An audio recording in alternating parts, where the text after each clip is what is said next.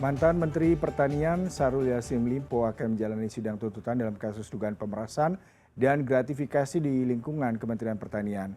Sidang akan berlangsung di ruang Muhammad Ali, Pengadilan Tindak Pidana Korupsi pada Pengadilan Negeri Jakarta Pusat. Dan untuk mengetahui informasi terbarunya, sudah bersama kami produser lapangan CNN Indonesia, Irin Wardani. Selamat pagi Irin. Irin, bisa diinformasikan apakah persidangan sudah dimulai dan materi persidangan apa yang akan disampaikan ataupun yang akan digelar pada hari ini? Silakan dengan laporan langsung Anda. Ya, selamat pagi Yuda. Mohon maaf sekali saya tidak bisa mendengar suara Anda dengan jelas. Tapi kalau kita berbicara tentang agenda sidang kali ini di Pengadilan Tindak Pidana Korupsi Jakarta, hari ini agendanya Yuda adalah tuntutan terhadap mantan Menteri Pertanian Syahrul Yassin Limpo atau yang biasa kita sebut SYL terhadap kasus dugaan pemerasan senilai 44,5 miliar yang dilakukannya selama menjabat sebagai Menteri Pertanian sejak periode tahun 2020 hingga 2023. Yuda, dan memang hari ini agendanya adalah pembacaan, namun saya mendapatkan informasi pembacaan tuntutan yang akan dilakukan oleh jaksa penuntut umum akan dilakukan selepas sholat Jumat nanti atau sekitar pukul 1 atau pukul 1.30 siang waktu Indonesia Barat, Yuda. Untuk nama-nama yang akan dibacakan tuntutannya yaitu ada 3 orang. Selain Syahrul Yassin Limpo, ada juga Kasdi Subagiono dan Muhammad Hatta yang masing-masing orang ini didakwa juga melakukan perbuatan pemerasan bekerjasama dengan Syahrul Yassin Limpo, dan jabatan mereka adalah sebagai staf khusus Syahrul Yassin Limpo. Dan juga susunan majelis nantinya yang akan memimpin sidang kali ini adalah Rianto Adam Pontoh dengan hakim anggota adalah Fahzal Henry dan juga Ida Ayu Mustikawati yang merupakan hakim ad hoc tindak pidana korupsi. Sedangkan dari penuntut umum sendiri yang berasal dari unsur KPK yaitu Ihsan Fernandi, Meyer Simanjuntak, Muhammad Hadi, Fengki Indra, Mas Mudi, Richard Marpaung. Untuk Syahrul Yassin Limpo sendiri sudah menjalani persidangan dan sempat hadir sebagai saksi mahkota, dan pada saat dia hadir sebagai saksi mahkota, Syahrul Yassin Limpo mengakui kesalahannya meskipun memang sempat berkelit sebelumnya dan menyatakan bahwa dia tidak merasa bersalah melakukan tindakan-tindakan yang dituduhkan kepadanya atau didakwakan kepada Syahrul Yassin Limpo, termasuk juga ketika hakim bertanya kepada Syahrul Yassin Limpo mengenai aliran uang terhadap keluarganya, terutama ke istrinya untuk membiayai kebutuhan yang menurut Syahrul Yassin Limpo itu adalah kebutuhan hariannya sebagai istri seorang menteri dan juga seorang anggota dari Dharma Wanita di lingkungan Kementerian Pertanian. Dan Syahrul Yassin Limpo menyatakan itu adalah hal yang wajar ketika istrinya menggunakan atau keluarganya menggunakan uang yang diberikan kepadanya karena menganggap itu adalah bagian dari uang dari jabatannya sebagai seorang menteri. Dan pada akhirnya Syahrul Yassin Limpo juga mengakui kesalahannya dan juga meminta kepada hakim dan juga jaksa untuk meringankan tuntutannya.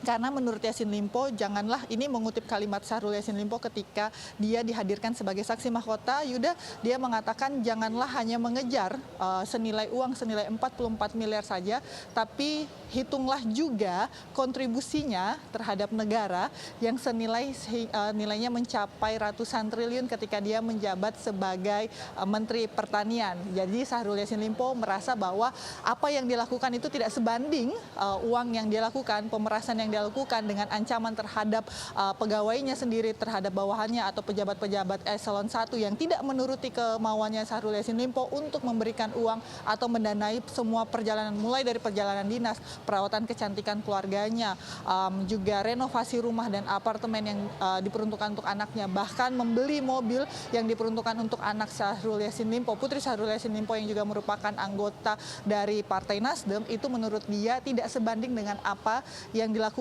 apa yang dia berikan terhadap negara yang nilainya menurutnya juga cukup besar seperti itu. Dan juga dia tidak merasa melakukan kesalahan ketika memberikan uang senilai 1,3 miliar terhadap sahabatnya Firly Bahuri yang saat itu menjabat sebagai ketua KPK. Karena menurut Syahrul Yassin Limpo, uang 1,3 miliar yang diberikan kepada Firly adalah bentuk sebuah nilai persahabatan. Jadi diberikan atas nama persahabatan kepada Firly. Dan juga uang yang diberikan dan posisi yang diberikan kepada penyanyi atau biduan Nayunda itu adalah juga sebagai bentuk kasih sayangnya dia atau sebagai bentuk dia seorang tokoh dari Bugis sendiri. Jadi dia merasa harus mengayomi orang-orang yang menurut dia membutuhkan, karena menurut pengakuan Syahrul Yassin Limpo ketika dihadirkan sebagai saksi mahkota, dia merasa kasihan terhadap biduan tersebut karena akan diusir dari tempat tinggalnya sehingga menggunakan atau memberikan uang yang dalam posisinya saat itu sebagai seorang Menteri Pertanian diberikan kepada biduan tersebut untuk membantunya membayar apartemen, dan Syahrul Yassin Limpo merasa itu adalah hal yang wajar.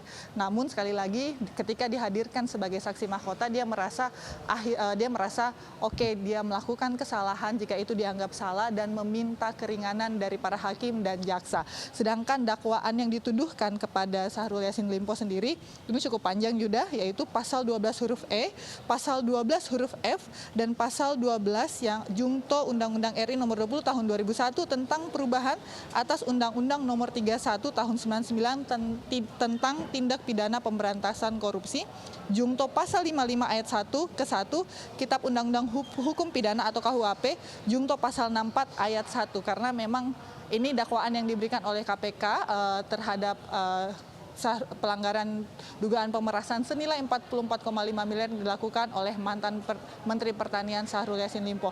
Jadi memang ini nanti kita akan menunggu jalannya sidang yang akan dimulai pada pukul 1 atau sekitar 13.30 nanti waktu Indonesia Barat.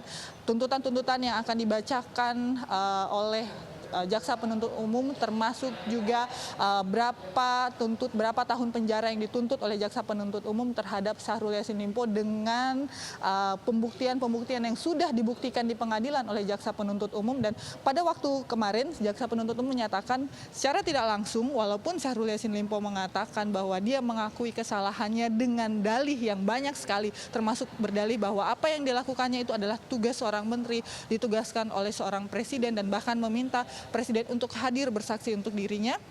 Namun kemudian jaksa menyatakan bahwa Syahrul Yassin Limpo seharusnya dari awal sudah mengakui kesalahannya dan tidak usah berbelit-belit, sudah melakukan pemerasan dan juga ancaman terhadap bawahannya yang merupakan pejabat eselon 1, sehingga apa yang ditakuti oleh sehingga para pejabatnya atau bawahannya sendiri mau tidak mau harus menuruti semua permintaan Syahrul Yassin Limpo dan juga keluarganya.